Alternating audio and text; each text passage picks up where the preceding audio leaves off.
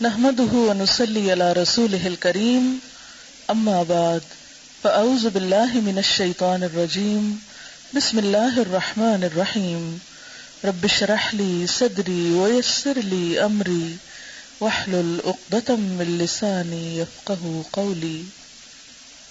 آج ہم ماہ شعبان کے بارے میں چند باتیں کریں گے۔ کچھ معلوم ہے کہ شعبان آ چکا ہے اور رمضان قریب قریب ہے۔ آپ لوگوں کو تمام نام ترتیب بار آتے ہیں اسلامی سال کے؟ سنائیں۔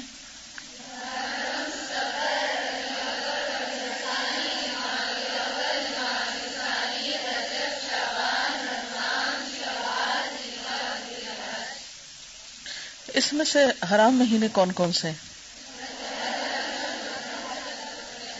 رجب، شعبان، رمضان اور کیونکہ آپ نے رجب سے شروع کیا ہے تو میرا خیال تھا کہ محرم، صفر، ربیع الاول کون سے ہیں پھر؟ محرم، رجب، ذوالقعدہ اور ذوالحج، ٹھیک ہے۔ اور حج کے مہینے کون سے ہیں؟ ٹھیک ہے۔ اسی طرح رمضان کے علاوہ شعبان کا مہینہ بھی فضیلت والا مہینہ ہے، یعنی مہینوں کے آپ مختلف سیٹ بنا سکتے ہیں، جیسے حرام مہینے، پھر اسی طرح حرام مہینوں کے علاوہ حج کے مہینے اور دیگر مہینوں میں عبادت کے مہینے جو ہیں وہ خاص طور پر رمضان، اور پھر رمضان کے علاوہ کچھ عبادت شعبان میں بھی، اور رمضان کے بعد کچھ عبادت شوال میں بھی، شوال کی ابتدا میں جو 6 شوال کے نام سے روزے رکھتے ہیں۔ تو آپ یوں کہہ سکتے ہیں کہ شعبان، رمضان اور شوال یہ 3 مہینے جو ہیں یہ خاص طور پر روزے جیسی عبادت کے لیے ہیں، ٹھیک ہے نا۔ جیسے آپ کو معلوم ہے کہ ہمارے دین میں کچھ عبادات فرض کے درجے میں، یعنی عبادات کون کون سی ہیں؟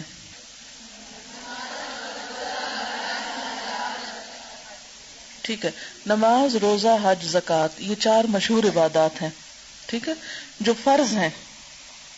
نماز تو ہر روز پڑھی جاتی ہے، روزہ فرض تو رمضان میں ہے، اور پھر زکوٰۃ سال میں جس وقت بھی آپ کے لیے ڈیو ہو، اور حج ذوالحج کے مہینے میں۔ اب ایسا ہے کہ ذوالحج کے مہینے میں حج ہوتا ہے، لیکن 2 مہینہ پہلے سے ایک طرح سے قافلے روانہ ہونے شروع ہوتے ہیں، اور ایک طرح سے تیاری، یہ مینٹلی انسان اپنے آپ کو اس کام کی طرف لے جاتا ہے۔ جیسے نماز پڑھنے کے لیے آپ وضو کر کے تیاری کرتے ہیں، اسی طرح آپ حج کی تیاری ذوالقعدہ اور کچھ شوال ہی میں قافلوں کی روانگی جو ہے وہ شروع ہو جاتی ہے۔ اس مہینے میں اگر کوئی احرام پہن کر حرم کعبہ کی طرف جاتا ہے تو اس کا سفر حج شمار ہو سکتا ہے۔ اسی طرح حرام مہینوں میں تو آپ کو معلوم ہے کہ عربوں کے ہاں جنگ کرنا جو تھی وہ حرام تھی، اور امن و امان کے مہینے تھے وہ۔ اسی طرح آپ دیکھیے کہ رمضان جو ہے ایک فرض عبادت کا مہینہ ہے، لیکن رمضان میں داخل ہونے سے پہلے اس کا اہتمام شعبان میں ہی شروع ہو جاتا ہے، یا اس کے لیے ذہنی تیاری شعبان سے ہی شروع ہو جاتی ہے، اور پھر یکا یک سلسلہ منقطع نہیں کیا جاتا، بلکہ کیا کیا جاتا ہے، شوال میں بھی کچھ روزے نفلی رکھے جاتے ہیں۔ اگرچہ شعبان اور شوال کے روزے نفلی روزے ہیں، لیکن یہ رمضان کے آگے پیچھے ہیں۔ تو شعبان، رمضان اور شوال یہ خصوصی طور پر روزے جیسی فرض عبادت کی ادائیگی کے مہینے ہیں۔ اب آپ دیکھیے کہ عموماً ہم جب چھٹے ہوئے روزے ہوتے ہیں سال بھر نہیں رکھتے، اچھا ابھی رکھتے ہیں۔ حضرت عائشہ رضی اللہ تعالی عنہا کے ساتھ بھی ایسا ہی ہوتا تھا، وہ عموماً اپنے قضا روزے جو تھی وہ شعبان میں رکھتی تھی کہ اب اگلے سے پہلے پچھلا قرضہ چکا لوں۔ تو اسی طرح شعبان میں کچھ تیاری ہوتی ہے رمضان کی، پھر رمضان میں روزے رکھنے کے بعد اتنا دل لگ جاتا ہے روزوں کے ساتھ کہ رمضان ختم ہونے کا سب کو افسوس ہوتا ہے۔ پھر اس کے بعد بھی 6 روزے اور اتنی فضیلت والے دے دیے گئے کہ اگر وہ رکھ لیے جائیں تو اتنا اجر و ثواب ہے گویا آپ سال بھر روزے سے ہیں۔ تو انشاءاللہ تعالی رمضان کی فضیلت اور برکت تو آپ رمضان سے پہلے سنیں گے ہی، اور مزید اپنے آپ کو تیار کریں گے، لیکن اس عبادت کے لیے یعنی روزے جیسی عبادت کے لیے شعبان کے مہینے میں بھی اس طرف متوجہ ہونے کی ضرورت ہے، اور تبھی آپ متوجہ ہوں گے جب آپ اس کی فضیلت اور اہمیت کو سمجھیں گے۔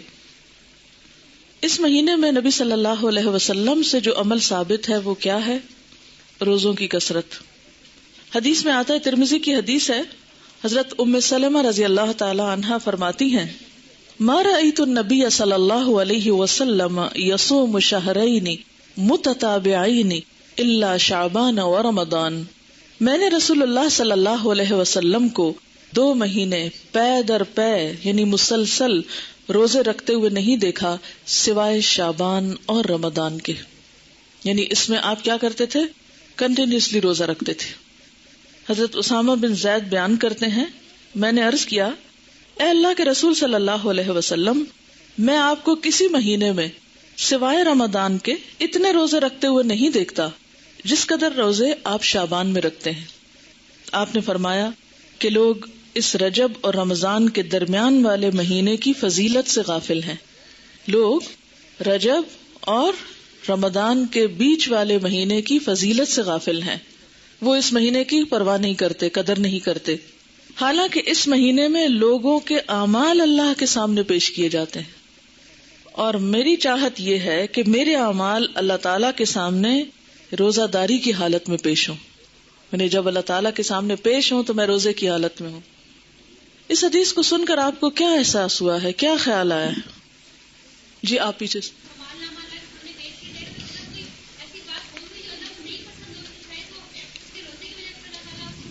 آپ نے دیکھا ہوگا نا کہ جیسے کوئی شخص غلط کام کر لیتا ہے پھر کسی کے سامنے پیش کیا جاتا ہے، مثلاً آپ پرچہ دیتے ہیں، پیپر دیتے ہیں نا، تو اس میں کچھ گڑبڑ کر جاتے ہیں، کوئی سستی کرتے ہیں، غفلت کرتے ہیں، جواب صحیح نہیں لکھتے، پھر ٹیچر کے سامنے آپ کا پیپر آتا ہے، وہ کریکشن کرتی ہیں، پھر بعض اوقات آپ کو ہی بلا لیتی ہیں اور آپ کو پوچھتی ہیں یہ آپ نے کیا، کیا ہو گیا تھا آپ کو؟ اگر آپ ایک ایسے اسٹوڈنٹ ہوتے ہیں جو ادروائز بہت اچھے ہیں تو وہ آپ کی اس اچھائی کی وجہ سے کیا کریں گی؟ اس غلطی کو اگنور کر دیں گی۔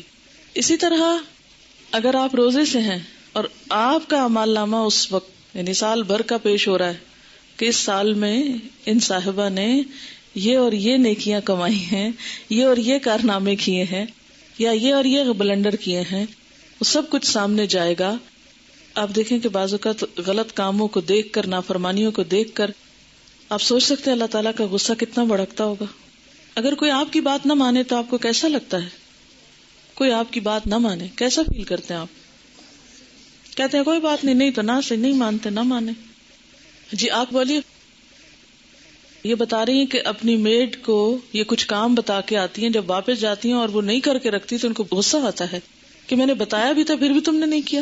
بہت تکلیف ہوتی ہے نا، ایک بعض اوقات انسلٹ بھی فیل ہوتی ہے کہ اس کو کہا بھی ہے اور اس نے اس کی پرواہی نہیں کی، اتنی غفلت اور اتنی لاپرواہی۔ جی ہاں، دکھ اور افسوس بھی ہوتا ہے۔ تو آپ دیکھیے کہ جب آپ کا رجسٹر، آپ کے سال بھر کے کام پچھلے شعبان سے اب تک جو آپ نے کیا وہ جو پیش ہوتا ہوگا، ویسے تو اللہ تعالیٰ روز بھی دیکھتے ہیں نا آپ کو، ہر لمحہ جانتے ہیں۔ اس کو پھر میں ایک چھوٹی سی مثال کے ذریعے بات سمجھاؤں گی۔ جیسے آپ کی ٹیچر کلاس میں روز سبق سنتی ہیں آپ کا، ان کو اندازہ ہوتا ہے کہ آپ کتنا جانتے ہیں، لیکن پیپر دیتے ہوئے آپ کو کوئی وحشت آتی ہے کہ نہیں ہوتی ہے؟ کوئی ٹینشن آپ پر ہوتی ہے؟ حالانکہ آپ روز ٹیچر کے سامنے اچھا یا برا سبق سنا رہے ہوتے ہیں، یا کام کیا نہیں کیا، لیکن وہی چیزیں دوبارہ پیپر میں آتی ہیں۔ تو ہر ایک چیز کا اپنا ایک طریقہ اور ایک کرینہ اور ایک سلیقہ ہوتا ہے نا۔ تو بالکل اسی طرح روز آپ کا اللہ تعالیٰ کی نظر میں ہونا اپنی جگہ ہے، لیکن لکھے ہوئے اعمال، تصویریں کھینچی ہوئی آپ کی البم، تو سارے کے سارے جب ایک خاص انداز میں پیش کیے جاتے ہیں کہ یہ کتاب تیار ہے، اتنا عمل زیادہ، اتنا کم ہے، اور ہم اس سے غافل ہوتے ہیں، تو اور تو کچھ نہیں کر سکتے۔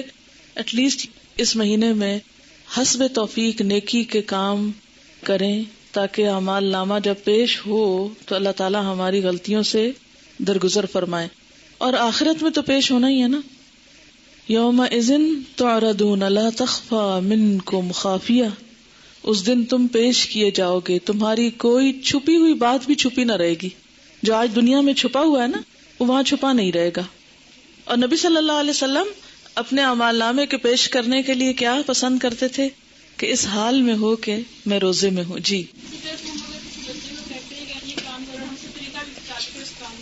بچہ نہیں کرتا ہے، بہت غصہ آتا ہے نا، جب ہمارے اعمال آگے پیش ہونے لگے تو اللہ نے کہیں گے نا کہ میں نے طریقہ بتا دیا، بتا دیا.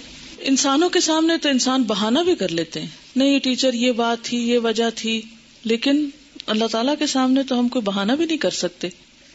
بس اللہ تعالیٰ کو کیا مطلوب ہے، ہمارا دل کدھر رجوع کر رہا ہے، ہماری سوچ کدھر ہے، ہمارے دل میں اس کی محبت کتنی ہے اور ہماری ایفرٹ کیا ہے اور ہم کتنا رجوع کرنے والے ہیں. اور بنیادی طور پر اللہ تعالیٰ کو آپ سے بندگی مطلوب ہے، عاجزی مطلوب ہے کہ آپ اس کے بن جائیں. جی آپ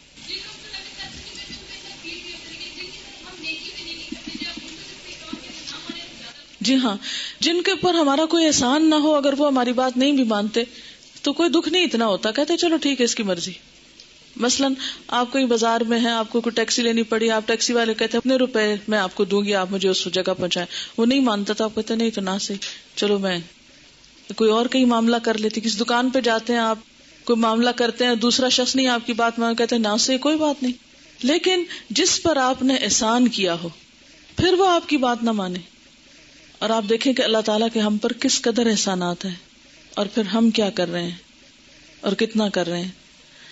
میں سوچتی ہوں کہ کبھی ہم اپنی آنکھوں، کانوں، دل، دماغ کے ساتھ اپنے آپ کو حوالے تو کریں اللہ کے. اسلمت لرب العالمین. غلطی تو ہونی ہے، اس سے نہیں بچ سکتے ہم، لیکن ایک ہے غلطی ہو جانا اور انسان ہونے کے ناطے کوتاہیاں، کمیاں ہمارے اندر ہونا، اور ایک ہے غفلت، ہٹ دھرمی، لاپرواہی، بے نیازی کا رویہ اختیار کرنا، دل چاہے کوئی کام کر لیا، نہیں تو نہ صحیح. یہ رویہ بڑا تکلیف دہ ہے ایک انسان کے حق میں جو وہ اللہ کے ساتھ برتتا ہے. اچھا، اب ایک اور بات یہ ہے، ہم میں سے اکثریت روزے تو نہیں رکھتے شعبان کے، کیونکہ ہم ڈرتے ہیں کہ پھر ہم کمزور ہو جائیں گے اور رمضان کے جو روزے ہیں وہ نہیں رکھ پائیں گے. تو اس کا علاج کیا بتایا گیا ہے کہ 15 شعبان کے بعد نہ رکھیں. ٹھیک ہے نا، نصف شعبان کے بعد روزہ رکھنے سے منع کیا گیا، اور خصوصاً آخری 2 دن جو ہیں ان میں شک کا روزہ بالکل منع ہے، کہ کوئی شخص کہے نہیں میں احتیاطاً روزہ رکھ رہا ہوں، کیا پتا آج رمضان ہو گیا اور میں نے چاند نہ دیکھا ہو، اور یہ جو سب بتا رہے ہیں کیا پتا یہ بھی غلط ہو. تو وہ شخص شک کا روزہ رکھے، تو شک کے روزے سے منع کیا گیا ہے. اور اس کے علاوہ 15 کے بعد روزے سے منع کیا گیا. اب آپ نے دیکھا کہ ایک طرف تو نبی صلی اللہ علیہ وسلم کا عمل ہے کہ وہ 2 مہینے مسلسل روزے رکھتے تھے، دوسری طرف منع کیا گیا ہے کہ 15 کے بعد روزہ نہ رکھا جائے. تو یہ کنٹراڈکشن نہ ہو گئی؟ اسی لیے تو ہم حدیث کو مانتے نہیں ہیں، ایک میں کچھ آتا ہے دوسرے میں کچھ اور آتا ہے. کوئی جواب دے گا؟ جی آپ. شابش، ٹھیک ہے، یاد رکھیے انشاءاللہ آپ اصول الفقہ بھی پڑھیں گے اور چیزیں بھی، اور بھی ذہن کھلے گا آپ کا. جب آپ کا عمل اور قول آمنے سامنے آ جائے تو عمل آپ کے اپنے لیے خاص ہوتا ہے اور قول امت کے لیے ہوتا ہے. ٹھیک ہے نا؟ بعض جگہ آپ کو ایسا ملے گا کہ ایک جگہ آپ کسی چیز سے روکتے ہیں لیکن ہم دیکھتے ہیں آپ خود وہ کام کر رہے ہوتے ہیں. مثلاً ایک اور روزے سے بھی منع کیا گیا ہے. وہ کون سا روزہ ہے؟ ہاں، صوم. ماشاء اللہ آپ کی معلومات تو بہت ہے. بخاری پڑھتے ہیں نا، اس لیے کوئی فائدہ ہوا پڑھنے کا؟ الحمدللہ. صوم وصال سے منع کیا گیا. وہ کون سا ہوتا ہے صوم وصال؟ مسلسل روزہ رکھنا. کس طرح؟ جیسے صبح روزہ رکھا، افطار کے وقت افطار نہیں کیا، پھر اگلے دن کی اسی وقت نیت کر لی، پھر رات بھر کچھ نہیں کھایا، اگلے دن پھر روزہ. اس کو صوم وصال کہتے ہیں.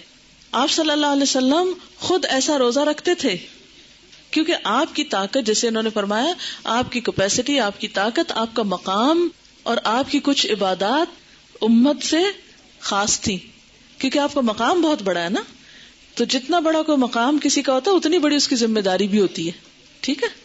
تو جیسے آپ نے ہمیں صوم وصال سے منع کیا، اسی لیے عام لوگوں کو 15 کے بعد روزوں سے منع کیا گیا ہے، تاکہ وہ خوف میں نہ رہیں کہ ہم رمضان سے پہلے ہی کمزور ہو گئے ہیں. جیسے پہلے 15 دنوں میں روزے رکھیں، پھر اس کے بعد آخری 15 دنوں میں آپ آرام فرمائیں، پھر اس کے بعد رمضان کی ابتدا کریں. ٹھیک ہے؟ اچھا، نبی صلی اللہ علیہ وسلم کے کافی سارے خصائص ہیں. سورۃ الاحزاب میں شاید کچھ ذکر کیے تھے. تو خصائص ہیں آپ کے جو آپ کو امت سے خاص کرتے ہیں، کیونکہ آپ نبی ہیں نا، عام انسان کی طرح تو نہیں ہے. لیکن کچھ کام ایسے ہیں جو آپ نے عام انسانوں جیسے کیے ہیں، جیسے کھانا پینا، بازار جانا وغیرہ وغیرہ. خیر یہ تو ایک الگ بحث ہے. اچھا، اب مشکل یہ ہے کہ کچھ لوگ روزہ وغیرہ تو کوئی نہیں رکھتے، مگر حلوہ ضرور پکاتے ہیں 15 شعبان کو، شب رات دھوم دھام سے مناتے ہیں. اب ہماری قوم کی اکثریت اس بات سے بالکل غافل ہے، بھولی ہوئی ہے. یہ جو ابتدائے شعبان ہے اس کے روزے کتنے فضیلت والے ہیں، لیکن حلوہ پکانے کی جو رسم ہے وہ بہت لوگوں کو پتا ہے. اچھا، اب بعض لوگ یہ بھی کہتے ہیں کہ یہ مردوں کی عید ہے. جی، کسی نے سنا ہے یہ پہلے؟ افسوس کہ ایسی میں نے آپ کو بتا دی ایک غلط بات. لیکن معاشرے میں کچھ جگہوں پر یہ مشہور ہے. تو یہ ہے کہ اس کو مردوں کی عید کہا جاتا ہے. تو اس ضمن میں بھی یہ ویسے بنیادی طور پر اس دن وہ ختم کا حلوہ ہی پکاتے ہیں اور مردوں کو ثواب پہنچانے کے لیے، اور اس قسم کی رسومات جو ہیں وہ ادا کی جاتی ہیں. اور اس کے لیے دلیل کیا دیتے ہیں؟ بعض کا خیال یہ ہے کہ نبی صلی اللہ علیہ وسلم کا دندان مبارک احد کی جنگ میں شہید ہوا تھا، تو اس وقت آپ سے روٹی نہیں کھائی جاتی تھی، آپ کو حلوہ پکا کر دیا گیا تھا. تو اس لیے ہم بھی حلوہ پکاتے ہیں، یعنی وہ اس سے ریلیٹ کرتے ہیں اس حلوے کو. آپ کو معلوم ہے جنگ احد کب ہوئی تھی؟ شاباش، شوال 2 ہجری میں ہوئی تھی. اب شعبان تو تھا ہی نہیں، یعنی جنگ احد 15 شعبان کو تو ہوئی نہیں. ٹھیک ہے نا؟ تو اب یہ کہنا کہ ہم اس لیے حلوہ کھا رہے ہیں ثواب سمجھ کے کہ وہ آپ صلی اللہ علیہ وسلم نے کھایا تھا اس دن. اور دوسری بات یہ ہے کہ عربوں کے ہاں یہ جس قسم کا آپ حلوہ پکاتے اور کھاتے ہیں اور جو رسم مناتے ہیں، اس طرح کا حلوہ یہ عرب ڈش نہیں ہے. بیسیکلی اس طرح کے حلوے کی ریسیپی فرق ہے. یعنی لفظ حلوہ جو ہے وہاں سویٹ کے لیے، مٹھائی کے لیے بھی استعمال ہوتا ہے اور سویٹس کے لیے بھی استعمال ہوتا ہے، اور گھر میں پکائے ہوئے حلوے کے لیے بھی ہو سکتا ہے. ٹھیک ہے، لیکن یہ جو ہم عام طور پر سوجی کا حلوہ پکاتے ہیں اور ایک خاص طرح سے رنگ وغیرہ بھی ڈال لیتے ہیں بعض اوقات اس میں، تو یہ ہمارے اپنے ذائقے ہیں اور اپنے کھانے پینے کے سلسلے، اور پوری اس کا تو آپ سوچیں بھی نہ. آپ کو معلوم ہے صحابہ کرام نے پہلی دفعہ میدے کی روٹی کب دیکھی تھی؟ نبی صلی اللہ علیہ وسلم کے زمانے میں کبھی میدے کی روٹی پکی ہی نہیں تھی، پکائی ہی نہیں گئی تھی. اور آپ خود کیا تناول فرماتے تھے؟ جو کی روٹی، ان چنے آٹے کی روٹی. آپ کس شوق میں پوریاں پکاتے ہیں پھر؟ یہ کون سی سنت ہے؟ ویسے ٹھیک ہے اپنے رواج کے لیے آپ پکائیں، مگر ایسی چیزوں کو اوائڈ ہی کریں تو بہتر ہے. تو اس لیے یہ کہنا کہ اس دن حلوہ پوری پکانا اس کی کوئی دلیل ہے یا اس کے پیچھے کوئی سنت ہے یا ثواب ہے، تو نہیں، یہ پھر ایک طرح سے بدعت ہو جاتی ہے. اچھا، بعض لوگوں کا خیال یہ ہے کہ اگر کوئی شب رات سے پہلے فوت ہو جائے اور اس کے نام پر حلوہ پوری نہ پکائی جائے تو وہ شخص اس وقت تک مردوں میں ہی نہیں شامل ہوتا. پتہ نہیں کہاں رہتا ہے وہ. پھر آپ اس کے نام پہ پکا رہے ہیں، کتنا ظلم ڈھا رہے ہیں کہ اس کو مردہ ثابت کرنے لگے ہیں یا مردوں میں شامل کرنے لگے ہیں. اسے رہنے دیں کہیں جیتوں میں. پھر جی ہاں، قبروں کی لپائی ہوتی ہے باقاعدہ. یہ پچھلے سال میں ملتان میں تھی اور میں نے خود دیکھی اور کچھ تصویر وغیرہ بھی دور سے اتاری کہ جو لوگ، یعنی مجھے یاد ہی نہیں تھا کہ آج 15 شعبان ہے. تو صبح کے وقت ہم گھر سے نکلے، اتنے لوگ قبرستان میں، اتنے لوگ. میں نے کہا خیر ہو، اتنے لوگ نعوذ باللہ کوئی اندر دفن ہو رہے ہیں یا کیا ہو رہا ہے. نہیں، سچ مجھے پہلے نہیں سمجھ آئی کہ اتنا کیوں اس میں رش ہے نا. پھر تھوڑا سا ہم آگے گلی، وہ ہمارے ایک رشتے دار ہیں، ان کا گھر اس طرح ہے کہ جب ان کے گھر سے نکلتے ہیں تو گلی کے دائیں بائیں قبرستان ہے، پھر باہر مین سڑک پر آ جاتے ہیں تو پھر وہاں سے بھی نظر آتا ہے. جب ہم گلی سے نکل کے مین سڑک پہ پہنچے تو وہاں ایک سبیل لگی ہوئی تھی، تو اس سے پتا چلا کہ یہ عید کی طرح کا کوئی موقع ہے. اور پھر لوگ باقاعدہ لپائی کر رہے تھے، بچے بھی اور بڑے بھی قبریں لیپ رہے تھے اور پھر کو پھول ڈال رہے تھے اور کوئی رات کو وہ چراغاں کر رہے تھے. اب میں یہ سوچ رہی تھی کہ اگر ساری قوم سال میں ایک دن قبرستان کی صفائی کرنے لگتی ہے یا قبرستان میں جا کے لپائی اور اس پہ لگ جائے تو آپ دیکھیں کہ باقی کام کتنے رہ جائیں نا. اور پھر ہوتا کیا ہے، جب تک وارث جیتے ہیں کوئی لپائی آ کے کر دیتا ہے، جب وہ بھی چلے جاتے ہیں تو ختم ہو جاتا ہے سلسلہ. اب قبروں کو پکا کرنا یا ان کی بار بار لپائی کرنا یہ بھی کوئی سنت نہیں ہے. قبروں کو اونچا کرنا اور ان کو بہت نمایاں کرنا اور ان کی بہت اس طرح کی کیئر کرنا جو ہے، اس کا ہمارے دین میں تصور نہیں ہے. مردوں کا احترام لازم ہے، اس کے لیے اچھی گہری قبر کھودنے کے لیے کہا گیا، کھود کے پھر اس کے سائڈ پر زمین کھود کے بغلی قبر کا بھی حکم آتا ہے. وہ زیادہ بہتر ہے بنسبت اس کے کہ آپ تھوڑی سی قبر کھود کے اور پھر اوپر سے سنگ مرمر لگائیں یا کوئی اور. یہ چیزیں پھر ایکسٹرا ہیں، اس سے وقت بھی سرمایہ بھی ضائع ہوتا ہے. مردوں کو جو چیز فائدہ دیتی ہے وہ حلوہ پوری نہیں ہے، وہ آپ کی دعا ہے، جس کے لیے آپ 15 شعبان کا انتظار نہ کریں. کب کریں وہ دعا؟ ہر روز کریں، ہر روز نماز پڑھیں اور کہا کریں ربنا اغفر لی ولوالدی وللمؤمنین. اس میں سارے قبروں والے آ جاتے ہیں. وللمؤمنین یوم یقوم الحساب. صرف قبروں کے اندر والے نہیں آتے، باہر والے بھی آتے ہیں. المؤمنین، اتنی تو گرامر پڑھ لی ہے نا، ال لگ جائے اور پھر جمع کا بھی ہو ساتھ، سارے مومن آ جاتے ہیں، زندہ ہو کے، من الاحیاء والاموات سب آ جاتے ہیں. تو بنیادی طور پر اس رات میں نہ تو کوئی حلوہ پکانے کا حکم ملتا ہے اور نہ ہی دن کو قبروں کی لپائی کا حکم ملتا ہے، اور نہ ہی اس قسم کی کوئی خاص اس دن کی کوئی عید ہے. اور پھر اسی طرح یہ ہے کہ بعض لوگ اپنے گھروں کی خاص صفائی کرتے ہیں اس دن.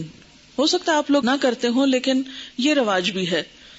اور ایک مخصوص جگہ پہ حلوہ چپاتی رکھتے ہیں، لپائی وغیرہ کر کے، تو ایک خاص کارنر جیسے ہوتا ہے. اور بعض لوگ اس کے ساتھ موسمی پھل اور مٹھائیاں وغیرہ بھی اس جگہ یعنی ایک سجاوٹ کرتے ہیں، بوفے کی طرح بنا لیتے ہیں اس کارنر کو. اور پھر ساتھ یہ بھی کہتے ہیں کہ لبان اگر بتی بھی تھوڑی سی ساتھ جلاتے ہیں کہ یہ مردوں کی فاتحہ ہو رہی ہے. آپ دیکھیں کہ مردے کو کیا کیا چیز فائدہ دیتی ہے. جب ایک شخص فوت ہو جاتا ہے تو کیا کیا چیز کرنی چاہیے؟ جی آپ فرمائیے. انسان قبر میں تنہا اترتا ہے، صرف ایک چیز ساتھ اترتی ہے اور وہ انسان کا اپنا عمل ہے. ٹھیک ہے، باقی 2 چیزیں واپس آ جاتی ہیں، اولاد اور مال، جیسے غلام وغیرہ ہوں یا اور کوئی گاڑی جس پہ لے گئے اس کو، یا اس کے علاوہ بھی اگر کوئی چیز ہے تو یہ 2 چیزیں جو ہیں واپس آ جاتی ہیں، مال اور اولاد. باقی عمل ساتھ اترتا ہے. ایک چیز، صرف ایک چیز، اگر وہ تھوڑے بہت کمی بیشی ہے تو پیچھے والے اب اس کے حصے کے عمل تو نہیں کر سکتے، لیکن نمبر 1 دعا کر سکتے ہیں جو مردے کو فائدہ دے گی. اور اس کے لیے آپ اس دن سے دعا شروع کیجئے جس دن سے وہ فوت ہوا، اور ہر روز کیجئے، اور اس میں آپ دیر نہ کیجئے، کرتے رہیے. دوسری چیز، علم ينتفع به، ایسا علم جس سے لوگ فائدہ اٹھائیں، یعنی اس کے نام پر سے مراد یہ کہ اس کی طرف سے. آپ کیا کریں؟ کسی بچے کو پڑھا دیں، کوئی اسکول بنوا دیں، کوئی کتابیں آپ لے کے لوگوں کو کوئی لائبریری میں رکھوا دیں، کوئی بھی علم کا کام، یا اس نے خود جو کچھ پڑھایا تھا اپنے اسٹوڈنٹس کو، یا کتابیں لکھی، یا کوئی اور اسی طرح کی چیز تیار کی. اور تیسری چیز جو اس کو فائدہ دیتی ہے وہ کیا ہے؟ صدقہ جاریہ. آپ اس کے لیے قربانی کریں، آپ اس کے لیے پیسے غریبوں کو دیں، مسکینوں کو کھانا کھلائیں، اس کی طرف سے صدقہ کر سکتے ہیں. ٹھیک ہے، لیکن خاص دن حلوہ پوری پکا کے، روشنی اگربتی جلا کے اور ایک خاص سٹائل میں یہ سب کرنا جو ہے، یہ نبی صلی اللہ علیہ وسلم کی ایسی کوئی سنت نہیں ہے، اور نہ ہی ایسا دین کو مشکل بنایا گیا ہے جو ہر شخص کے بس کی بات نہ ہو. یعنی ہمارا دین ایسا نہیں کہ کچھ لوگ تو اس پر عمل کر سکیں اور کچھ اس پہ عمل کے قابل ہی نہ ہو. اب ہر شخص تو حلوہ پوری پکا نہیں سکتا. مثلا میں حلوہ تو شاید پکا لوں اگر پوری نہ پکا سکوں. آپ میں سے میرے خیال اکثریت روٹی بھی نہیں پکانا جانتی ہوگی. جب سے میں ہاسٹل میں رہ رہی ہوں تو میں نے اکثر لڑکیوں کی روٹی بنانی ٹیسٹ کی ہے، اور صحیح روٹی نہیں بنانی آتی، جو ہم میں سے ہر کوئی ہر روز کھاتا ہے. ہمارا اسٹیپل فوڈ ہے. کچی روٹی پکاتے ہیں، جلی بھی پکاتے ہیں، صحیح روٹی نہیں پکانی آتی. تو اب آپ دیکھیں کہ اگر روٹی نہیں بنانی آتی تو پوری کس کو بنانی آتی ہوگی. ٹھیک ہے نا. پھر اس کے بعد یہ ہے کہ ہر ایک کے پاس اتنے پیسے کہاں ہوتے ہیں. کہ وہ حلوے کے لیے سب کچھ مہیا کر سکے. اور پھر آپ دیکھیے کہ حلوہ بھی پکانے کا صحیح طریقہ آنا چاہیے. کئی لوگ میں نے دیکھے ہیں کہ وہ کچا پکا سوجی کو کر کے اس میں یلو کلر ڈال کے پانی ڈال کے اور کچی چینی ڈال کے حلوہ پکا کے رکھ دیتے ہیں جس سے پیٹ میں درد ہو جائے. حلوہ اس وقت اچھا پکتا ہے جب آپ کو سوجی بھوننی آتی ہو صحیح, اور وہ پیشنس مانگتا ہے, صبر.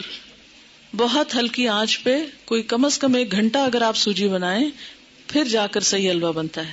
سوجی بھوننے میں جلد بازی جو ہوتی ہے وہ کبھی بھی حلوے کو صحیح نہیں پکنے دیتی, ٹھیک. لیکن ہم ہر چیز میں انسٹنٹ فوڈ کے عادی ہو گئے, انسٹنٹ, جلدی, فوری, جس کے نتیجے میں ہم اب دوسروں کو بیمار تو نہ کریں ایسے حلوے کھلا کے.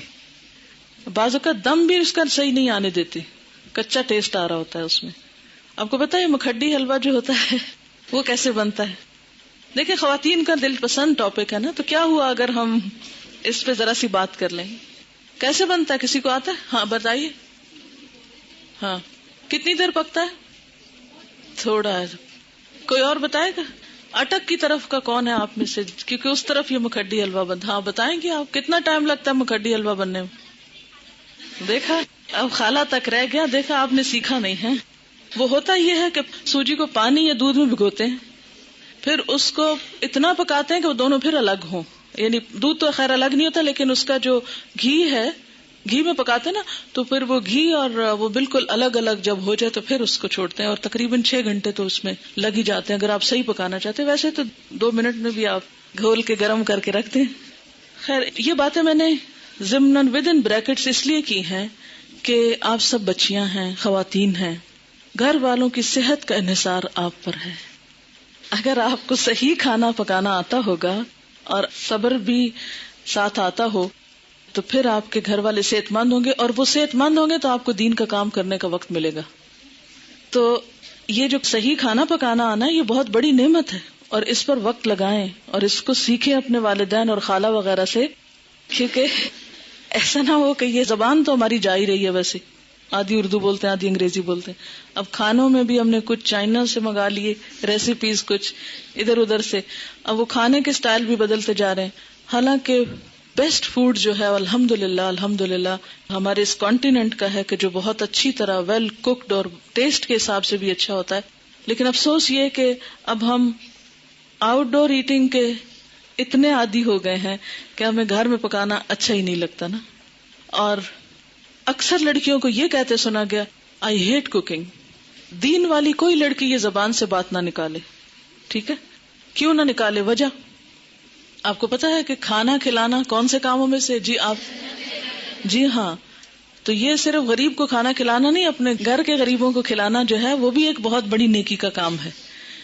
تو ہیٹ کوکنگ کہنے کی بجائے, لیکن اعتدال اس میں بھی, یہ نہیں کہ پھر آپ کچن سے نہ نکلیں. اور اس میں کہ سادہ غذا ہو لیکن ویل کوکڈ, نیوٹریشس, جس سے آپ کی صحت, آپ کے بچوں کی صحت درست رہے. اگر وہ درست رہے گی انشاءاللہ آپ کے پاس وقت زیادہ ہوگا, پھر آپ دین کا کام زیادہ اچھی طرح کر سکیں گے. ٹھیک ہے نا, یہ بات میں اپنے تجربے سے آپ کو بتا رہی ہوں. جی آپ کچھ کہنا چاہ رہی؟ جی دعا کر سکتے ہیں, اللہ تعالیٰ کے لیے کیا مشکل ہے, وہاں تو ہے نا اس کے پاس, وہ جدھر چاہے ڈال دے. یمحو اللہ ما یشاء ویثبت. کیا مطلب اس آیت کا؟ یمحو اللہ ما یشاء ویثبت, مٹا دیتا ہے جس چیز کو چاہتا ہے اور باقی رکھتا ہے جس کو چاہتا ہے. اس میں جو چاہے وہ تبدیلی کر سکتا ہے. وَعِندَهُ أُمُّ الْكِتَابِ, اور اس کے پاس ہے اصل کتاب. سب کی تقدیریں اس کے ہاتھ میں ہے, جس کو جو چاہے عطا کر دے اور جس کے حصے سے جو چاہے کراس کر دے کہ نہیں یہ اس کو نہیں دینا. اچھا جناب, پھر اس کے بعد یہ ہے کہ بعض لوگوں نے یہ بھی بات مشہور کر رکھی ہے کہ میت کی روح 40 دن گھر آتی رہتی ہے, اور مومنین کی روح جمعہ کی رات کو, شب برات کو اور عیدین کو اپنے گھروں پہ آتی ہے. یہ بات مشہور ہے کہ اس دن روحیں آتی ہیں, ایک تو جمعرات کے دن آتی ہیں اور ایک جو ہے عیدوں کو آتی ہیں اور شب رات کو آتی ہیں. حالانکہ اس کے پیچھے کوئی دلیل نہیں ہے, یہ ہمارا اپنا خیال ہے. دیکھیں وہ کس لیے آئیں گے, کیا کرنے آئیں گے, ان کا دنیا سے کوئی رشتہ, کوئی تعلق, ان کو تو کوئی انٹرسٹ ہی نہیں رہتا یہاں سے. جو نیک لوگ ہوتے ہیں وہ کہتے ہیں شکر ہے ہماری جان چھوٹی اس مصیبتوں کے گھر سے، اس قید خانے سے. اور جو برے لوگ ہوتے ہیں وہ جتنا بھی چاہیں کہ آ کے واپس کوئی اچھا عمل کر سکے تو آ نہیں سکتے. سورۃ المؤمنون میں آپ نے ایک آیت پڑھی ہوگی وَمِن وَرَائِهِمْ بَرْزَخٌ إِلَى يَوْمِ يُبْعَثُونَ. جو روح ایک دفعہ آگے چلی گئی ان کے پیچھے برزخ حائل ہو گیا، پردہ حائل ہو گیا. کب تک؟ إِلَى يَوْمِ يُبْعَثُونَ، اس دن تک جبکہ یہ بالکل ایسے جیسے بچہ پیدا ہونے کے بعد واپس نہیں ماں کے پیٹ میں جا سکتا، ایسے ہی دنیا سے جانے کے بعد انسان دنیا میں نہیں آ سکتا. اتنا ہی محال ہے. جیسے بچے کی پیدائش میں ماں کو ایک تکلیف اٹھانی پڑتی ہے نا، تو مرتے وقت جب انسان کی روح نکلتی ہے تو خود اس کو یہی کرب سے گزرنا پڑتا ہے. تو روح بھی آپ دیکھیں کہ بہت سے وہ لوگوں کے مرتے وقت کے حالات سنے ہوں گے، پڑھے ہوں گے. ایک ڈاکٹر مودی شاید اس نے 120 لوگوں کے موت کے واقعات لکھے ہوئے ہیں. تو وہ تجربہ یہ بتاتے ہیں کہ جیسے ایک گیٹ کھلتا ہے اور اس میں ہم جا رہے ہیں، ٹریول کر رہے ہیں، آگے کو جا رہے ہیں. تو بات یہ ہے کہ جو آگے چلا جاتا ہے وہ مِن وَرَائِهِمْ بَرْزَخ، پیچھے آڑ آ جاتی ہے، دروازہ بند کر دیا جاتا ہے. اب دنیا میں نہیں کوئی آتا، اور انہوں نے کرنے بھی کیا آنا ہے. اور کہیں سے ثابت بھی نہیں ہے قرآن سے کہ روحیں ہمارے گھروں میں واپس آ کے رہتی ہیں. ٹھیک ہے نا. اور آپ ذرا سوچیں تھوڑی دیر کے لیے کہ اگر آپ کو مرنے کے بعد آپ کے گھر میں بار بار آنے کی اجازت دی جائے تو آپ کا حال کیا ہوگا؟ بتائیے ذرا. آپ دیکھیں گے آپ کا سامان کسی کے پاس چلا گیا، آپ کی چیزیں کسی نے توڑ دی ہیں، آپ کی چیزیں کسی نے پھینک دی ہیں، خراب کر دی ہیں. تو آپ دیکھ دیکھ کے کیا کریں گے؟ ذرا سوچیں، اپنے آپ کے لیے سوچیں کہ آپ مرنے کے بعد پھر آئیں دنیا میں، اور عید کو بھی آتے ہیں، اور شبرات پہ بھی آتے ہیں، اور جمعرات کو بھی آتے ہیں، اور 40ویں پہ بھی آتے ہیں. تو پھر آ کے آپ کیا کرتے ہیں؟ کیا کریں گے؟ آ کے کتنی حسرتیں ہوں گی نا. تو کیا آپ سمجھتے ہیں کہ اللہ تعالیٰ بندوں کو اس طرح حسرتوں میں مبتلا کرتا ہے کہ واپس بھیج کے، یعنی سارے تو عید کے کپڑے پہن کے کھڑے ہوں اور ہم دور کھڑے دیکھتے رہیں ہیں کہ یہ عید منا رہے ہیں اور ان کو ہم بھول گئے، ہمیں یاد ہی نہیں کرتے اب یہ. اور پھر ہمارا دل چاہے گا کہ ہم کسی کو گلے ملیں، یہ جو آپس میں ہم بھی ملیں تو مل نہیں سکیں گے. اب پھر کسی کو دیکھ کے دل چاہے گا کہ اس سے بات کریں، بات ہی نہیں کر سکیں گے. تو یہ بات عقل کو بھی نہیں لگتی کہ کوئی مرنے کے بعد پھر دنیا میں آئے، اور پھر آئے بھی خاص اوکیزنز پہ جب لوگ خوشیاں منا رہے ہوں اور آپ مر کے آ کے ان کے سر پہ دیکھ رہے ہوں حسرت سے. کس قدر افسوسناک بات ہے. تو اور پھر یہ تو چلو ویسے ہم سوچ رہے ہیں نا کہ اگر ہو، if it is possible تو how does it look like، لیکن قرآن میں بھی کہیں نہیں لکھا ہوا اور حدیث میں بھی کہیں اس طرح نہیں پتا چلتا. ہاں یہ ہے کہ مردہ جب قبر میں ہوتا ہے نا تو اس کے حساب کے لیے اس کو واپس روح لوٹائی جاتی ہے، اس کو اٹھا کے بٹھایا جاتا ہے. اور وہ جو ایک کنیکشن ہے نا مردے کا قبر میں اور برزخ میں، وہ ایک خاص کنیکشن ہے. جیسے ہمارے پاس ایک ٹیلی فون ہے اور ایک کسی اور جگہ پر ہے تو وہ ایک خاص وائر کے ذریعے کنیکشن ہے. تو جسم اور روح کا ایک کمیونیکیشن کو ہو سکتا ہے آپس میں، لیکن وہ قبرستان کی حد تک ہو جائے تو ہو جائے، کیونکہ وہاں سزا جزا کا ایک کنسپٹ موجود ہے قبروں کے اندر. لیکن عام گھروں میں اور گھروں کے اندر آ کر، اور پھر یہ کہ کچھ روحیں بھٹکتی ہیں اور کچھ روحیں دوسروں کے اوپر مسلط ہو جاتی ہیں، اور یہ سب جنات ہوتے ہیں جن کو انسانی روحیں سمجھ کر وہ کیا جاتا ہے. اور بعض اوقات شیاطین دھوکہ دیتے ہیں انسانوں کو، کیونکہ بعض لوگ کہتے ہیں نا مجھے بالکل ابھی خوشبو آئی تھی اور مجھے ایسے لگا جیسے مجھے کسی نے آواز دی ہے، اور مجھے بالکل وہ تو میرے بھائی جیسا ہی تھا، کوئی مجھے ہیولا نظر آیا گھر میں، اور یہاں خانہ کعبہ میں نظر آیا فلاں، وہ تو فوت ہو چکا. یہ سب اگر آپ نے سائیکالوجی پڑھی ہوئی ہو تو اس میں آپ نے پڑھا ہوگا، التباس کے بارے میں پڑھا ہوگا، ہیلوسینیشن وغیرہ کے بارے میں. خیر وہ ایک اور ایکسٹریم پہ لے جاتے ہیں. لیکن بیسیکلی یہ ہے کہ جو شیاطین ہوتے ہیں، جنات ہوتے ہیں، وہ بھی بعض اوقات انسان کو دھوکہ دیتے ہیں، ایسی باتیں ان کو بھٹکانے کے لیے، بہکانے کے لیے، ان کا عقیدہ خراب کرنے کے لیے، بگاڑنے کے لیے ان کو بھول بھلائیوں میں ڈالتے ہیں، ان شکلوں میں آ جاتے ہیں. ٹھیک ہے نا. تو جو چیز قرآن سنت سے ثابت نہیں، بس اس پہ خاموشی اختیار کی جائے، نہ کہ اس کے آگے ایک نیا دین گھڑ لیا جائے اور پھر کھانے پکا لیے جائیں. اب دیکھیں مردہ خود تو وہ حلوہ کھا نہیں سکتا اور ہم اس کو خوش کرنے کے لیے حلوہ بنا رہے ہیں. اب مثلاً آپ کسی کے گھر میں جائیں اور وہ کہ ہم نے آپ کو خوش کرنے کے لیے یہ سب کچھ پکایا ہے اور کھانے نہ دیں آپ کو، یا آپ کھا نہ سکیں اس کو، آپ کتنے خوش ہو کے لوٹیں گے؟ اچھا، بعض لوگ ایک مغالطہ دیتے ہیں، وہ کہتے ہیں یہ جو آتا ہے نا تنزل الملائکۃ والروح فیہا باذن ربہم من کل امر سلام، کہ لیلۃ القدر میں روح اترتا ہے. تو اب آپ بتائیں کہ اس روح سے مراد کون سا ہے؟ اگر اس روح سے مراد مرے ہوئے لوگوں کی روح ہے تو پھر ان آیتوں کے بارے میں کیا کہیں گے؟ نزل بہ الروح الامین. روح سے مراد کیا ہے قرآن پاک میں؟ جبرائیل علیہ السلام کے لیے یہ لفظ استعمال ہوا ہے، اذ ایدتک بروح القدس قل نزلہ روح القدس نزل بہ الروح الامین تعرج الملائکۃ والروح یوم یقوم الروح والملائکۃ صفا. اور پھر تنزل الملائکۃ والروح سورۃ القدر میں. تو یہ جو روح اترتی ہے اس سے مراد مردوں کی روحیں نہیں ہیں، یہ خاص روح مراد ہے، اور اس سے مراد جبریل امین ہے. ٹھیک ہے، اسی لیے خود قرآن پاک پڑھنا کتنا ضروری ہے، ورنہ اس طرح کی باتوں سے لوگ عموماً کیا ہوتا ہے. اچھا، پھر جناب بات یہ ہے کہ نبی صلی اللہ علیہ وسلم کی 22 سالہ زندگی میں یہ دن آتا رہا ہے 15 شعبان، جس کو ہم شبرات کہتے ہیں. لیکن کبھی بھی آپ نے یہ کام نہیں کیے، نہ کوئی آتش بازی کی ہے اور نہ ہی کوئی حلوے پکائے ہیں، نہ ہی کوئی اس قسم کے اور کوئی تصورات ہمیں دیے ہیں، نہ اپنے عمل سے اور نہ ہی اپنے قول مبارک سے. اور یہ جو اس رات کو چراغوں کی روشنی ہے یہ بھی اسراف میں شامل ہوتی ہے. لوگ گھروں پر موم بتیاں لگاتے ہیں نا، کبھی دیکھیے موم بتیاں، اور پھر اس کو بھی آہستہ آہستہ عید کا نام دے دیا ہے.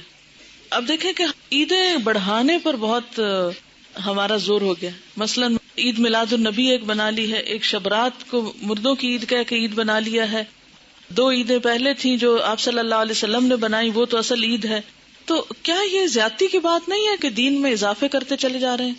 یعنی آپ نے تو اس کو عید نہیں کہا، نہ سیلیبریٹ کیا، اور ہم اس کو عید کے طور پہ سیلیبریٹ کر رہے ہیں. اصل میں ہندوؤں کے ہاں ایک دن ہوتا ہے دیوالی کا، اس میں اس قسم کے کام ہوتے ہیں. مخصوص گھر لیپا پوتی کرتے ہیں، مخصوص کارنر پہ کھانے حلوے پکا کے رکھتے ہیں، چراغاں کرتے ہیں.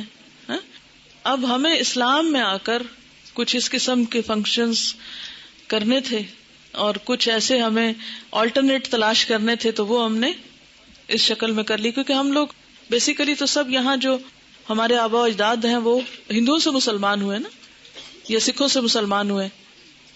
کیونکہ اس علاقے کے لوگ جو ہیں بنیادی طور پر یہاں کا جو ہندوازم ہے یہ قدیم ترین مذہب ہے اس علاقے کا. تو ان کی اولادیں ہونے کے ناطے سے پھر بہت سے لوگ جب اکثریت میں مسلمان ہونے لگتے ہیں تو عموماً کیا ہوتا ہے، وہ کلمہ تو پڑھ لیتے ہیں لیکن طریقے وہی ہوتے ہیں، اور بعض اوقات نئے دین میں آ کر بھی پرانے دین کی چیزوں کو کہیں نہ کہیں فٹ کر دیتے ہیں. جیسے نئے گھر میں آپ جاتے ہیں تو پچھلے گھر کی چیزیں کہیں نہ کہیں لٹکا دیتے ہیں، کوئی ادھر کوئی ادھر. تو یہی کچھ ہمارے ساتھ بھی ہوا ہے. اور پھر یہ ہے کہ آتش بازی جو ہے اس میں جان کا نقصان بھی ہے، مال کا نقصان بھی ہے، ویسے بھی خطرہ ہے کہ کسی کو آگ لگ نہ جائے، یا خاص طور پر جو فائر ورکس کرتے ہیں. یہ تھی چند باتیں جو اس حوالے سے آپ سے کرنا تھی. اس کے ساتھ ہی جو کچھ کوشچنز ہیں میں ان کے جواب دے دیتی ہوں. ایک اور غلط فہمی بھی اس دن کے بارے میں ہے جس کا ذکر کرنا ضروری ہے. بہت سے لوگ یہ سمجھتے ہیں کہ اس رات کو تقدیر کے فیصلے ہوتے ہیں، 15ویں شعبان کو. ٹھیک ہے، کہ تقدیر لکھی جاتی ہے، اور اس کو کر دیتے ہیں مکس کس کے ساتھ؟ لیلۃ القدر کے ساتھ. لیلۃ القدر جو ہے وہ رمضان کی رات ہے. قدر کا کیا معنی ہے؟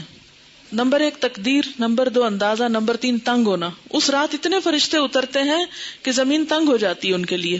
نمبر 2 یہ کہ وہ بڑی قدر و قیمت والی رات ہے کہ قرآن نازل ہوا تھا، انا انزلناہ فی لیلۃ القدر. اچھا، تیسری بات یہ ہے کہ اس لیلۃ القدر میں تقدیر جو ہے بندوں کی وہ فرشتوں کے حوالے کی جاتی ہے. تنزل الملائکۃ والروح فیہا باذن ربہم من کل امر. تو سارے امور جو ہیں زمین پہ جن کی ایگزیکیوشن ہونی ہے وہ فرشتوں کے سپرد، یعنی سال کا بجٹ دیا جاتا ہے. یہ سارے کام رمضان کے آخری عشرے کی کسی ایک طاق رات کو ہوتے ہیں جس کو لیلۃ القدر کہا جاتا ہے. یہ 15 شعبان کو نہیں ہوتے. ٹھیک ہے، بات یہ ہے کہ قرآن پاک میں آتا ہے وما نہاکم عنہ فانتہوا، جس چیز سے نبی صلی اللہ علیہ وسلم روکے اس سے رک جاؤ. ٹھیک ہے، تو آپ جب روکتے ہیں ایک بات سے کہ 15 کے بعد نہیں روزے رکھو، تو پھر ہم یہ نہیں کہیں گے چونکہ آپ نے رکھے تو ہم آپ کی سنت فالو کر رہے ہیں. ٹھیک ہے. اچھا، یہ لکھے ہوئے سوالوں کے جواب دے دیں. شعبان کے پہلے 15 دنوں میں پورے 15 دن کے روزے رکھ سکتے ہیں؟ رکھ سکتے ہیں اگر آپ چھٹی نہ کر لیں روزہ رکھ کے، ہاں، یا دیر سے نہ آنا شروع کر دیں. کیونکہ ہوتا یہ ہے کہ آپ پھر ایڈوانٹیج لے جاتے ہیں کہ ہم روزے سے ہیں اس لیے ہم نے ہوم ورک نہیں کیا یا ٹیسٹ نہیں دے رہے. اگر کوئی یہ پوچھے کہ ہم کیا کریں اس دن 15 شعبان کو، نہیں لوگوں کو عادت ہو گئی ہے ختم وغیرہ کرنے کی، تو اس لحاظ سے وہ پوچھیں کہ پھر اس دن کیا کریں، تو ان کو کیا جواب دیں؟ کیا جو پکا کر گھر حلوہ چاول وغیرہ بھیجے تو اس کو کھا لیں؟ اب دیکھیں بدعت کا کھانا ہے، ٹیکس کی قسم کا ہے. پہلی بات تو یہ ہے کہ انہیں کہیں وہی کریں جو روز کرتے ہیں، نمازوں کی پابندی کریں، صدقہ خیرات جیسے روٹین میں کرتے ہیں. کیونکہ جو دن اللہ کے رسول صلی اللہ علیہ وسلم نے مخصوص نہیں کیا کسی خاص عبادت کے لیے، اس کو اپنی طرف سے بتا کے اچھا آپ یہ کر لیں یہ کر لیں یہ کر لیں، تو یہ بھی درست نہیں ہوگا.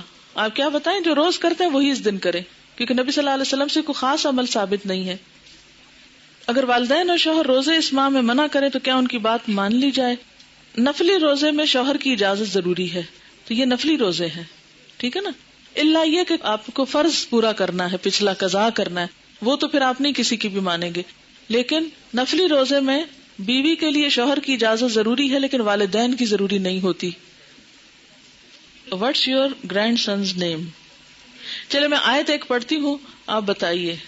لم نجعل له من قبل سمیا. جی، یہ نام اللہ تعالیٰ نے خود رکھا تھا نا حضرت یحییٰ کا.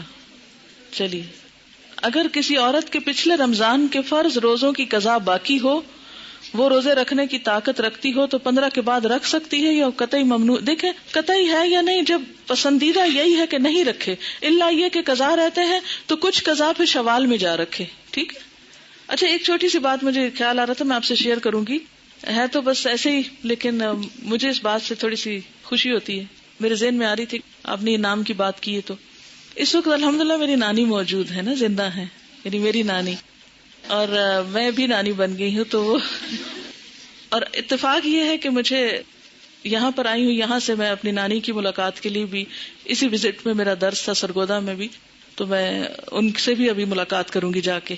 تو ایسے ایک اتفاق کی بات ہے، اللہ تعالیٰ کو ایسے ہی منظور تھا، تھوڑا سا آپ سے شیئر کرنا تھا. نانی بننے کے بعد نانی کی زیارت کرنے جانا ہے، کیونکہ جب مریم ایکسپیکٹ کر رہی تھی تو میرا بہت دل چاہتا تھا کہ کاش میری نانی زندہ رہے یہ خبر سننے کے لیے. ویسے الحمدللہ she is about 100 but she is all right. ویسے تو بڑھاپے کی ایک ویکنیس ہوتی ہے، لیکن اپنے پاؤں چل کر واش روم جاتی ہیں. جب لاسٹ ابھی میں ملی ہوں تو اس وقت الحمدللہ چھوٹا موٹا اپنا کام کر لیتی ہیں، بستر بنا لیا، کچھ اور اپنے ہاتھ سے کھا پی لیا، چل پھر لیا. پہلے تو گفتگو بہت اچھی کرتی تھی، بہت فصیح اللسان تھی، لیکن یہ کہ اب اس دفعہ میں نے دیکھا کہ بات کم کر رہی تھی. الحمدللہ.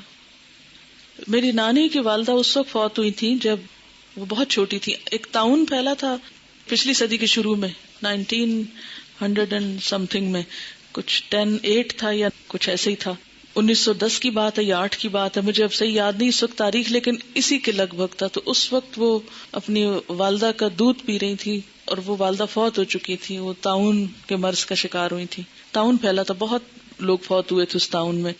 وہ بتاتی ہوتی ہے نانی کہ میں اپنی فوت ہوئی بھی ماں کا دودھ پی رہی تھی اور پھر مجھے آ کے اٹھایا گیا تھا ماں کے سینے سے. تو انہوں نے اپنی والدہ کو نہیں دیکھا ہوا. اب یہ اللہ کے فیصلے نا کہ اپنی والدہ کو انہوں نے نہیں دیکھا، لیکن اگلی کتنی جنریشنز کی خبر ان کو زندگی میں ملی. جو چاہے اللہ کرے. کوئی اور سوال میں، ورنہ پھر اجازت چاہوں گی. یہ کہتے ہیں کہ کلاس میں اتنی نیند کیوں آتی ہے؟ اس لیے کہ آپ کے پاس آکسیجن کی کمی ہوتی ہے، کیونکہ زیادہ لوگ جب آ جاتے ہیں تو پھر اس نیچرل. روحیں اگر اس طرح نہیں آتی تو پھر ان کے بارے میں آپ کیا کہیں گی جو لوگ روحوں کو بلاتے ہیں اور ان سے باتیں کرتے ہیں؟ میں نے خود بھی کئی دفعہ یہ ایکسپیرینس کیا ہے. یہ ایکسپیرینس میں بھی کر چکی ہوں، ایسی بات نہیں ہے، لیکن یہ سب جنات ہیں.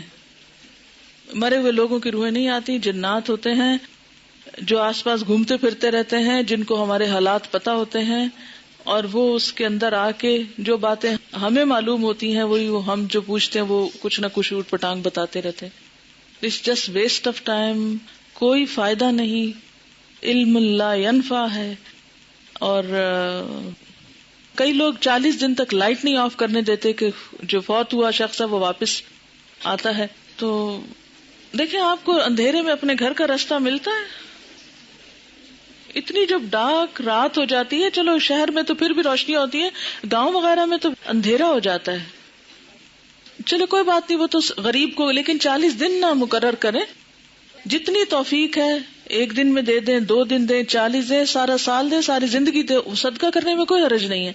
لیکن مخصوص نہ کریں کہ صرف 40 دن، اور وہ بھی ایک مخصوص جگہ پر ہی بھیجنا ہے اور پکا کے بھیجنا ہے. آپ کچا راشن بھی دے سکتے ہیں، آپ کسی کو کپڑا بھی دے سکتے ہیں، آپ کتابیں لے کے دے سکتے ہیں، آپ کہیں کسی بیمار کا علاج کرا سکتے ہیں. یعنی صدقے کی تو بہت ساری قسمیں. دیکھیں یہ شب رات، شب کا مطلب بھی رات ہے اور رات کا مطلب بھی رات ہے. کیا ورثاء اپنے مردے رشتہ داروں کی کچی قبروں کو سال میں کسی دن بھی لیپ کر سکتے ہیں؟ اگر کوئی خاص دن مقرر نہ کریں بلکہ اس نیت سے کریں کہ قبر بیٹھ نہ جائے، دب نہ جائے. دیکھیں اس میں اصول یہ ہے کہ مردے کی جو حرمت ہے، ٹھیک ہے نا، مرے ہوئے انسان کی بہت عزت ہے، حرمت ہے، اسی لیے اس کو نہلاتے ہیں. حالانکہ مر گیا تو آپ کہیں اب تو مر گیا، کیا فائدہ اس نے جانا تو مٹی میں، نہلانا کس لیے. لیکن کتنا احتیاط سے نہلاتے ہیں، صاف ستھرا کرتے ہیں، پوچھتے ہیں، کفن میں لپیٹتے ہیں، پھر زمین میں اس کو دفن کرتے ہیں. یہ سب کچھ کس لیے ہے کہ انسان جانوروں کا نشانہ نہ بنے. اگر ایسے ہی جا کے رکھ آئیں کہیں ہم مردے کو، دفن نہ کریں تو کیا ہوگا؟ جانور کھا جائیں گے نا اس کو، کوے ٹھونگے ماریں گے اس کی آنکھوں میں، اس کا دماغ پھاڑیں گے. کتنا اس کا وَلَقَدْ كَرَّمْنَا بَنِي آدم، بنی آدم کو ہم نے عزت عطا کی ہے. انسان خواہ زندہ ہو یا مردہ، اس کی عزت ہے، حرمت ہے. تو دفنانے کی حکمت کیا ہے؟ حرمت نہیں پامال ہو. مٹی سے بنا ہے، مٹی میں واپس چلا جائے، وہ اس کے لیے معزز ترین مقام ہے. ٹھیک ہے نا. اب اگر کہیں آپ دیکھتے ہیں کہ قبر اس طرح بارش میں بھیگ گئی کہ جسم ایکسپوز ہو گیا مردے کا، تو اس کو دوبارہ دبانا، اس کے اوپر مٹی ڈالنا، اس کی لپائی اگر کرنا چاہیے کچھ بھی، تو دیٹس اوکے. یعنی اس حد تک تو ٹھیک ہے. آپ کو معلوم ہے ایک سیلاب آیا تھا، اس میں مجھے بتایا گیا تھا ایک علاقہ ہے شاید پنڈ دادن خان یا کون سا، کہ اس میں اتنا زور کا سیلاب تھا کہ زندہ گائے بھینسیں تو جو ڈوبی سو ڈوبی، جو مردے تھے وہ قبروں سے نکل کے تیرنے لگے تھے. جی ایسا ہوا تھا. یہ لئی نالے کا جو تھا، جی آپ نے دیکھا یا سنا اس وقت جب یہ ایسا دیکھا بھی تھا. تو اب آپ دیکھیں ایسے اگر نظر آ جائے تو کیا حکم ہے کہ اس مردے کو یعنی دوبارہ دفنایا جائے، اس کی قبر درست کی جائے، اس کو جانوروں کے حوالے نہ کیا جائے. اسی لیے آپ دیکھیں کہ اگر مردہ بچہ بھی پیدا ہوتا ہے نا، یا ادھورا بچہ بھی پیدا ہوتا ہے، ناقص بچہ بھی پیدا ہوتا ہے، تو اس کو بن میں یا کہیں کوڑے کے ڈھیر پہ نہیں پھینکتے. آپ لڑکیاں ہو اس لیے آپ کو یہ بات پتا ہونی چاہیے. بعض اوقات کیا ہوتا ہے کہ بچہ ابورٹ ہو جاتا ہے نا، مس کیریج ہو جاتا ہے نا، اور بہت چھوٹا ہوتا ہے کہ ابھی بعض اوقات اس میں روح پڑی ہوتی ہے، بعض اوقات بہت چھوٹا سا. ایون اگر مضغہ کی سٹیج بھی ہو، مضغہ کی سٹیج پر بھی ایسی کوئی تکلیف ہو کہ انسان نہیں بنا، شیپ نہیں بنی، بازو نہیں بنے، لیکن بوٹی پوری بن چکی ہے، تو بھی اس کو بن میں نہ ڈالیں.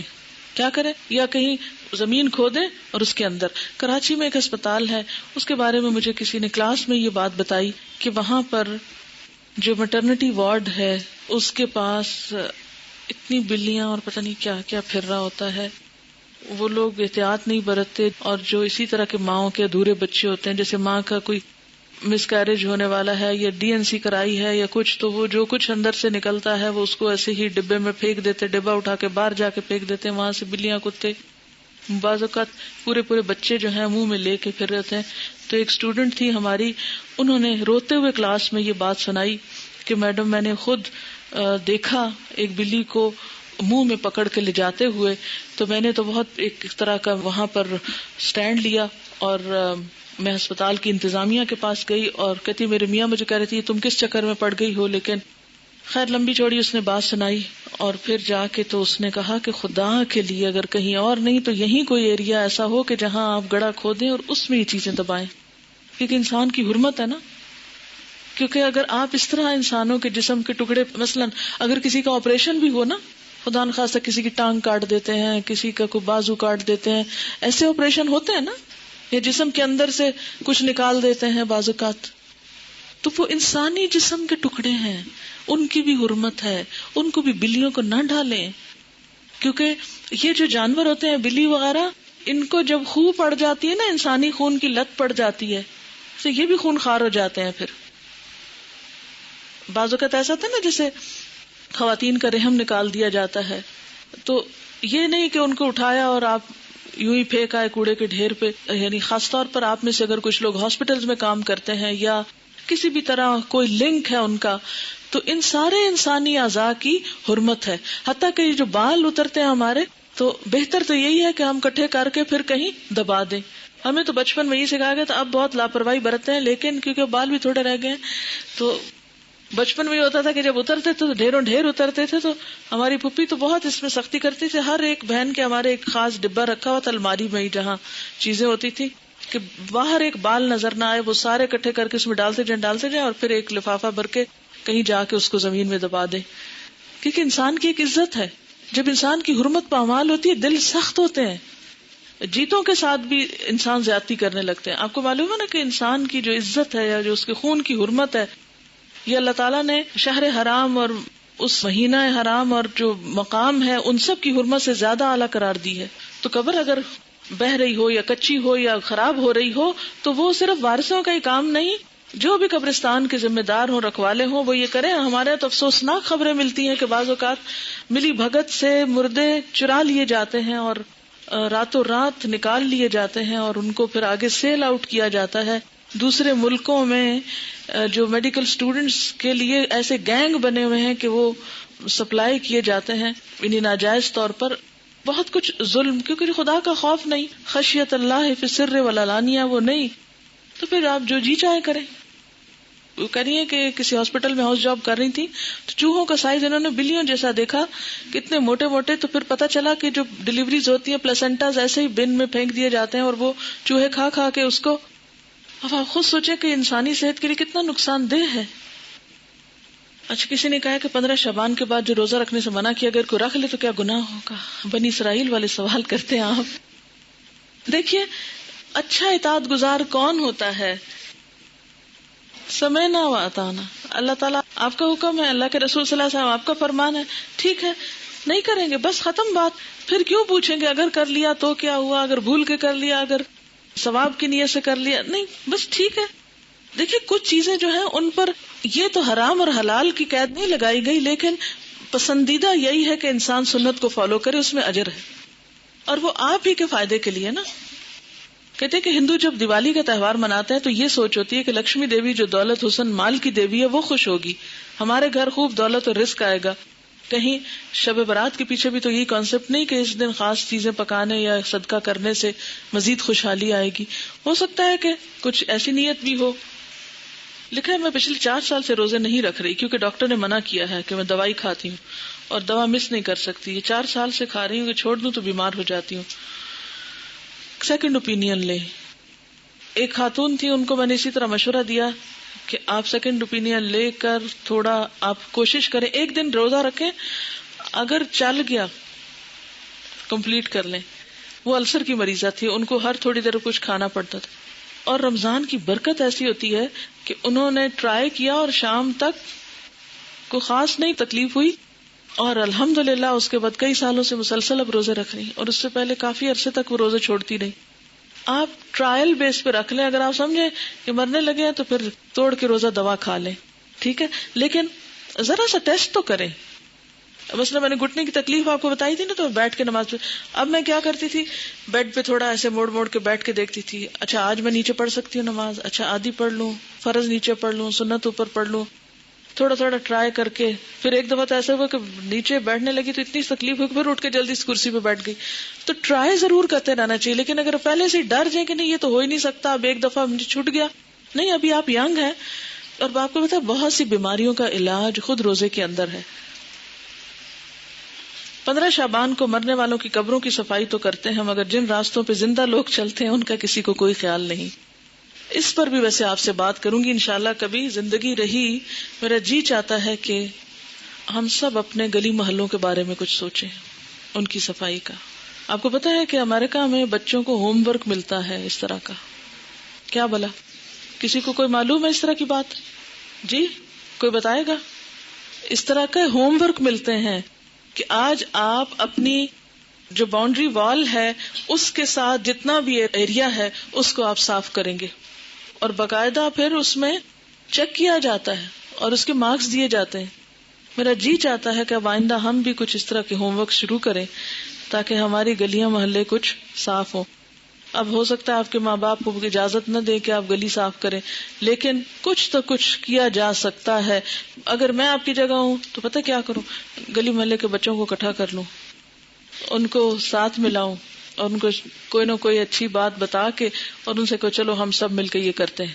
کیونکہ ہر جگہ کا الگ، کچھ علاقے ایسے جیسے خال کوئی گاڑی گزرتی ہے، کچھ ایسے ہوتے ہیں جیسے بہت ٹریفک ہے، تو اس میں آپ دن کو نہیں رات کو بھی کچھ کر سکتے. گھر کے مردوں کو احساس دلائیں، گلی محلے میں جہاں درس دیتے ہیں ان کو احساس دلائیں. تو دیکھیں کیسے نہیں ہوگا، بہت کچھ ہو سکتا ہے. جیسے وہ شجر کاری کا ایک ہفتہ مناتے ہیں، اگر ہم بھی اپنے اپنے صرف گھر کی جو دیوار ہے اس تک کا ایریا اور نالی وغیرہ بھی صاف کرنے کی ذمہ داری لے لیں تو شہر صاف ہو سکتا ہے. جی صفائی کے لیے کرتے ہوں گے، بیمار بندے کے جراثیم ہوتے ہیں شاید اس وہم سے کرتے ہوں گے. یہ 15 شعبان کی رات کو عبادت کا جو کانسیپٹ ہے، دیکھیے کہ نبی صلی اللہ علیہ وسلم کی سنت سے کوئی صحیح حدیث میں ثابت نہیں، بعض ضعیف روایات اس سلسلے کی موجود ہیں جس میں کچھ عبادت وغیرہ کا ذکر ہے، اور وہ لوگ کیا سمجھتے ہیں کہ یہ وہی لیلۃ القدر ہے. حالانکہ لیلۃ القدر تو رمضان کو ہے، کیونکہ قرآن رمضان میں اترا ہے اور قرآن لیلۃ القدر میں اترا ہے، تو لیلۃ القدر رمضان کے علاوہ تو نہیں ہو سکتی. ٹھیک ہے، تو ضعیف احادیث موجود ہیں، کسی صحیح حدیث سے ایسی بات نہیں ثابت. قبر اڑوا سکتے ہیں، بالکل کچا کرا سکتے ہیں، کیوں نہیں کرا سکتے؟ آپ کو معلوم ہے کہ یہ چیز سنت سے ثابت ہے، لیکن سب کے مشورے سے سنت سے ثابت ہے. آپ صلی اللہ علیہ وسلم نے حضرت علی رضی اللہ تعالیٰ عنہ کو اس کام کے لیے بھیجا تھا. اوکے، سبحانک اللہم و بحمدک نشہد ان لا الہ الا انت نستغفرک و نتوب الیک.